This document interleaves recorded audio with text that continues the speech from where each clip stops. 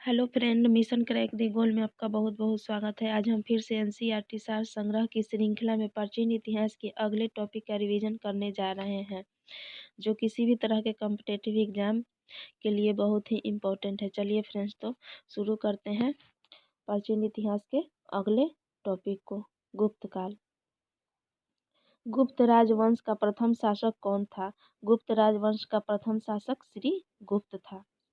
नगरों का क्रमिक पतन किस एक काल की महत्वपूर्ण विशेषता थी? गुप्त काल की विशेषता थी। नगरों का क्रमिक पतन गुप्त काल की विशेषता थी। प्राचीन भारत में किस वंश का शासनकाल स्वर्ण युग कहा जाता है? प्राचीन काल में गुप्त वंश को स्वर्ण युग के नाम से जाना जाता है। गुप्त वंश ने किस अवधि तक शासन किया? गुप्त वंश ने 275 से 550 ईस्वी तक शासन किया। भारत का नेपोलियन किसे कहा जाता है? भारत का नेपोलियन समुद्रगुप्त को कहा जाता है। समुद्रगुप्त प्रथम गुप्त शासक था जिसने परम भागवत की उपाधि धारण की थी। इसके बाद गुप्त शासक चंद्रगुप्त द्वितीय ने भी परम भागवत की उपाधि धारण की। समुद्रगुप्त और चंद्रगुप्त द्वितीय ने परम भक्त की उपाधि धारण की थी, जिसमें सबसे पहले समुद्रगुप्त ने परम भागवत की उपाधि धारण की थी। गुप्त संवत की स्थापना किस शासक ने की थी? गुप्त संवत की स्थापना चंद्रगुप्त प्रथम ने की थी। गुप्त राजा भी एक अन्य नाम था। किस गुप्त राजा का एक अन्य नाम देवगुप्त था? चंद्रगुप्त द्वितीय का। चंद्रगुप्त द्वितीय का दूसरा नाम था देवगुप्त। गुप्त काल में उत्तर भारतीय व्यापार किस पत्तन से संचालित होता था? उत्तर भारतीय व्यापार गुप्त काल में ताम्र लिप्ति बंदरगाह से संचालित होता था। इलाहाबाद स्तंभ अभिलेख प्रयागप्रास्ती, जिसे प्रयागप्रास्ती अभिलेख भी कहा जाता है, से समुद्रगुप्त के शासनकाल तथा सैन्य अभियान के विषय में जानकारी मिलती है। प्रयागप्रास्ती अभिलेख से समुद्रगुप्त के शासनकाल तथा सैन्य अभियान की जानकारी मिलती है। किस गुप्त शासक ने सर्वप्रथम सिक्के जारी किए थे? चंद्रगुप्त प्रथम ने सिक्के जारी किए थे। गुप्तकालीन स्वर्ण मुद्राएं को क्या कहते हैं? गुप्तकालीन स्वर्ण मुद्राएं को दिनार कहा जाता है। दिल्ली की कुव्वत उल इस्लाम मस्जिद के प्रांगण में स्थित प्रसिद्ध लौह स्तंभ किसकी स्मृति में बनाया गया है? यह बनाया गया है चंद्रगुप्त विक्रमादित्य चंद्रगुप्त द्वितीय के स्मृति में बनाया गया है। किस शासक को शक विजेता कहा जाता है? चंद्रगुप्त द्वितीय को शक विजेता कहा जाता है। गुप्त शासकों की प्रमुख उपाधियां। प्रथम शासक श्रीगुप्त, इनकी उपाधियां हैं आदिराज और महाराज। श्रीगुप्त आदि और महाराज की उपाधि धारण किया था। चंद्रगुप्त द्वितीय विक्रमादित्य और विक्रमांक की उपाधि। स्कंदगुप्त शकादित्य एवं शकोपम की उपाधि। समुद्रगुप्त पराक्रमांक समुद्रगुप्त पराक्रमांक की उपाधि धारण किया था। कुमारगुप्त महेंद्रादित्य की उपाधि धारण किए थे। और चंद्रगुप्त प्रथम महाधिराज की उपाधि धारण किए थे। अब जानते हैं गुप्तकालीन अधिकारी के बारे में। महासेनापति, सेना का सर्वोच्च सेनापति महासेनापति। भंडारगारिक, इस सेना की आवश्यकताओं की पूर्ति करने वाला प्रधान अधिकारी रणभंडारगारिक। महासंधि विग्राहक, युद्ध और शांति का प्रधान महासंधि विग्राहक। महाभंडारगाराधिकृत, राजकीय कोष का प्रधान महाभंडारगाराधिकृत राजकीय कोष का प्रधान।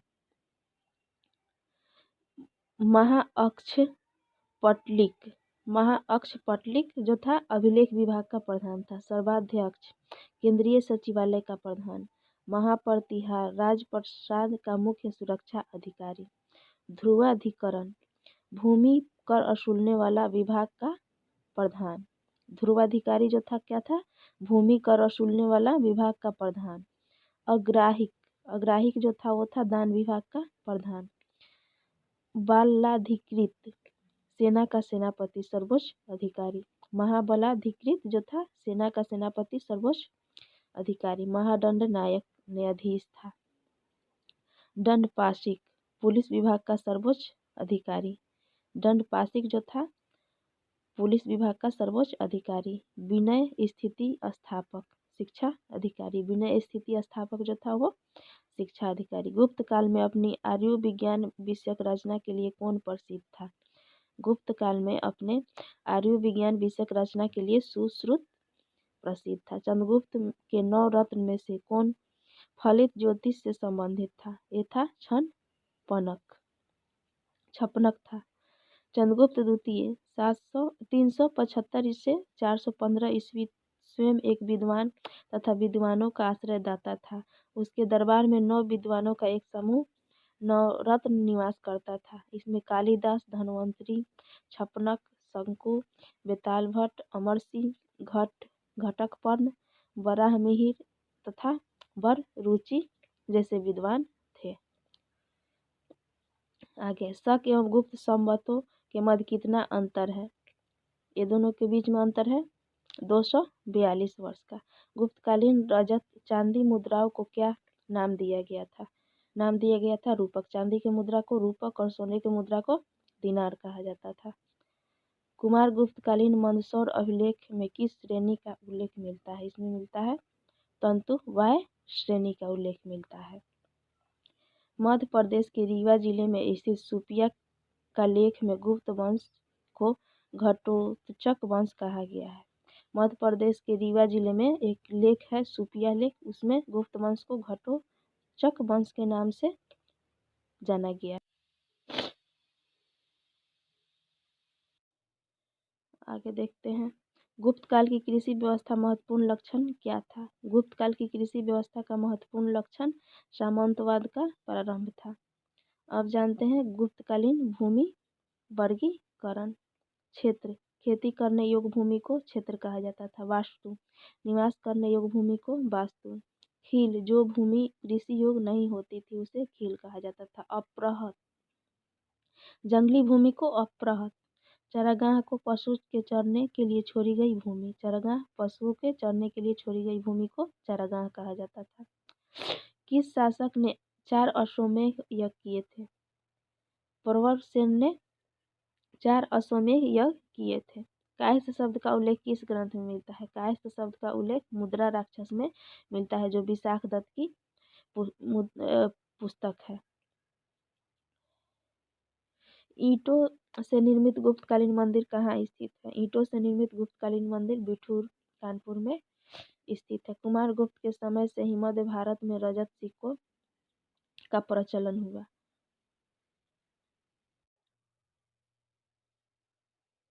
कुमार गुप्त के समय रजत सिक्कों का प्रचलन हुआ, वो मयूर शैली में था। उसने महेंद्रादित्य की उपाधि धारण की। कुमार गुप्त ने महेंद्रादित्य की उपाधि धारण की थी। और नालंदा विश्वविद्यालय की स्थापना कुमार गुप्त के द्वारा उन्हीं के शासनकाल में की गई थी। गुप्त काल में पैठन की प्रसिद्धि का क्या कारण था? गुप्त काल में पैठन की प्रसिद्धि का कारण व्यापारिक मंदी था। शतरंज का खेल का प्रारंभ गुप्त काल के दौरान आरंभ हुआ था, जहां इसे चतुरंग के नाम से जाना जाता था। गुप्त काल में शतरंज की खेल का शुरुआत हुआ, उस समय इसे चतुरंग के नाम से जाना जाता था। भारत से यह ईरान एवं तत्पश्चात यूरोप पहुंचा। भारत से यह ईरान एवं उसके बाद यूरोप पहुंचा। गुप्त काल में किस बंदरगाह से दक्षिण पूर्व एशियाई राष्ट्रों के जहाज रवाना होते थे? ताम्रलिप्ति बंदरगाह से दक्षिण पूर्वी एशियाई राष्ट्रों में जहाज रवाना होते थे। किस चीनी यात्री ने गुप्त काल में भारत की दशा का वर्णन किया है? फहियान ने भारत की दशा का वर्णन गुप्त काल का किया है, जो चीनी यात्री था। भारत हिंदू देवी देवताओं को समर्पित सबसे प्राचीन मंदिर किसके काल की है? गुप्त काल की मंदिर है। सती प्रथा का प्रथम अभिलेखित साक्ष्य एरन से प्राप्त हुआ है। यह अभिलेख 510 ईस्वी का है, जिसमें गोपराज नामक सेनापति की स्त्री के सती होने का उल्लेख मिलता है। सती प्रथा का प्रथम उल्लेख कहाँ मिलता है? सती प्रथा का प्रथम उल्लेख एरन अभिलेख से प्राप्त होता है, जो 510 ईस्वी में तैयार हुआ था। इसमें गोपराज नामक सेनापति की स्त्री के सती होने का उल्लेख है। गुप्त काल में चीन से भारत किस वस्तु का आयात किया जाता था? रेशमी कपड़ों का। रेशमी कपड़ों का आयात चीन से भारत में किया जाता था।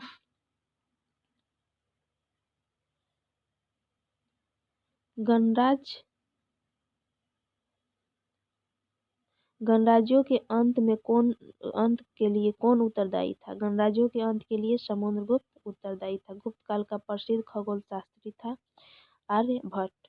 गुप्तकालीन चित्रकला का उत्कृष्टतम रूप मिलता है अजंता की गुफा में। गुप्त काल के चित्रकला का उत्कृष्टतम रूप मिलता है अजंता की गुफा में।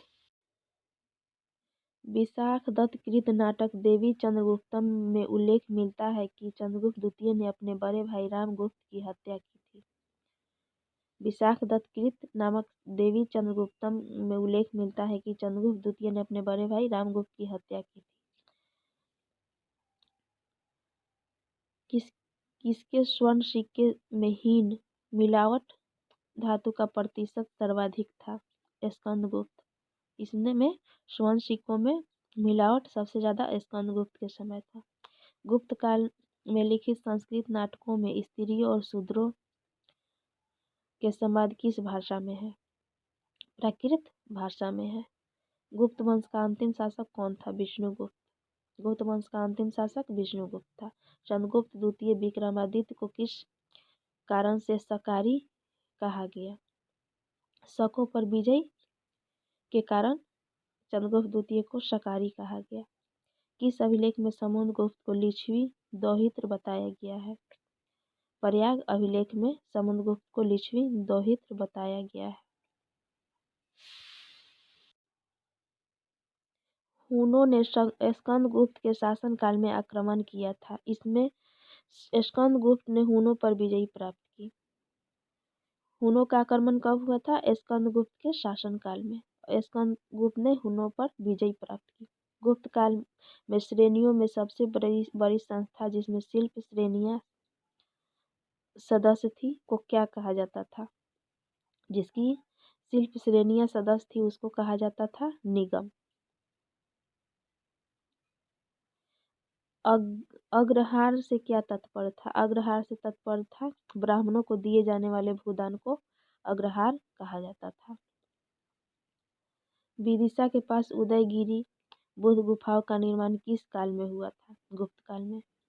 बुद्ध गुफाओं का निर्माण विदिशा के पास उदयगिरी में गुप्त काल में हुआ था। बराह गुहा का निर्माण किस देवता के सम्मान में करवाया गया था? करवाया गया था भगवान विष्णु के सम्मान में। गुप्त साम्राज्य के समकालीन राजवंश स्थापना और संस्थापक। बकाटक राजवंश स्थापना हुआ था 255 ईस्वी से 300 ईस्वी तक। विंध्य शक्ति और सर्वसेन द्वारा। नाग राजवंश 305 ईस्वी भवनाग के द्वारा। त्रैकुटक राजवंश 415 ईस्वी से 415 ईस्वी में स्थापना और इंद्रदत्त के द्वारा किया गया था। हुन राजवंश 500 ईस्वी में तोमर मान के द्वारा। सालंकायन राजवंश 300 ईस्वी में देवबर्मन के द्वारा। विष्णु कुंडित राजवंश 475 ईस्वी में विक्रमेंद्र प्रथम द्वारा। माथुर राजवंश 325 ईस्वी अच्युत 350 ईस्वी शंकर बर्मन। फ्रेंड्स ये 2 स्थापना वर्ष दिया है और 2 संस्थापक। इसका मतलब है कि 2 बार इस राजवंश का स्थापना हुआ। एक पहले भी है, इसका भी 2 बार स्थापना हुआ और दोनों बार अलग अलग व्यक्तियों के द्वारा किया गया। कल्हन के अनुसार अशोक ने अपने शासन के 7वें वर्ष में कश्मीर को जीता तथा कश्मीर में श्रीनगर की स्थापना की। अशोक ने 7वें वर्ष कश्मीर को जीता और कश्मीर में श्रीनगर की स्थापना की। श्रीनगर की स्थापना अशोक के द्वारा किया गया है। फ्रेंड्स एनसीईआरटी सार संग्रह का गुप्त काल समाप्त हुआ अगले टॉपिक का वीडियो चैनल पर बहुत ही जल्द अपलोड होगा। चैनल पर बने रहने के लिए चैनल को सब्सक्राइब करें।